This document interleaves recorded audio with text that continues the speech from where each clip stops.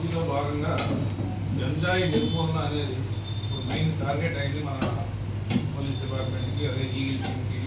అందులో భాగంగా ఎస్పీ గారి ఉత్తర్వుల ప్రకారము, ఎస్పీ పల్నాడు గారి ఉత్తర్వుల ప్రకారము నిన్న సాయంత్రము మా విడివాళ్ళ సిఐ గారు వెంకటరావు గారికి మరియు ఎస్ఐ నాగరాజు గారికి నమ్మదగిన సమాచారం వచ్చింది గంజాయి గురించి. దానిపై వాళ్ళ టీం తీసుకుని వెళ్ళి డ్రైవర్స్ కాలనీ, విడివాళ్ళపట్నం శివార్ డ్రైవర్స్ కాలనీ దగ్గర ఒక 6 వ్యక్తులను పట్టుకున్నారు.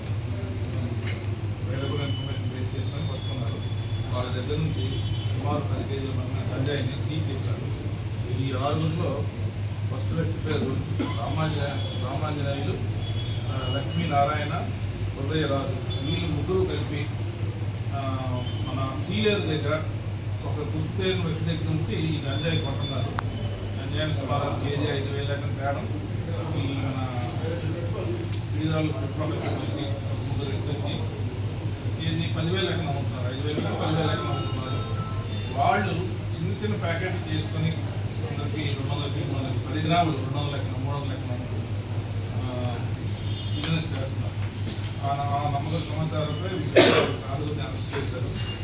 అందులో మొదటి వ్యక్తి పేరు రామాంజనేయులు.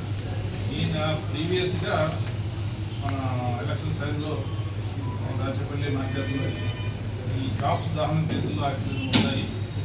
తంగేడు దగ్గర తంగేడు విలేజ్ అవుతుంది పాపం. సో వీటిలో ముద్దాయిగా ఉన్నాడని చెప్పారు. అదేవిధంగా ఆయన వైఎస్ఆర్సీపీ కాంగ్రెస్ పార్టీ సానుభూతుడు కార్యకర్తలు కూడా చెప్తున్నారు. అదే కాక ఆయనకి మన రాజపల్లి పోలీస్ స్టేషన్లో ఒక రౌడీ షీట్ కూడా ఉంది. సో ఈయన మీద అయితే ప్రీవియస్ కేసులు ఉన్నాయి. ఈ రౌడీ షీటర్ కూడా ఈయన మెయిన్ లేబర్ దీనికి.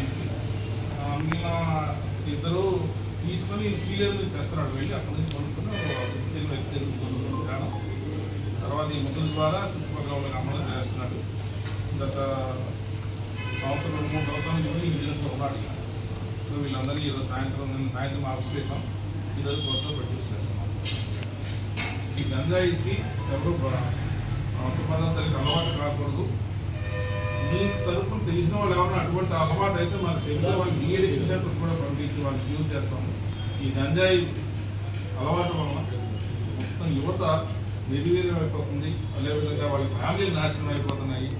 అది కాక ఈ అలవాటు పడి దీని గురించి వాళ్ళు చాలా క్రైమ్స్లో ఇన్వాల్వ్ అయిపోతున్నారు యూత్.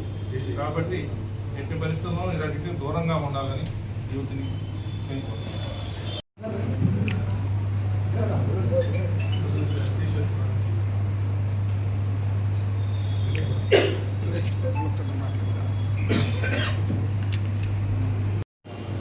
ఇంతకుముందు రాలేదు, మొన్న కూడా రాలేదు.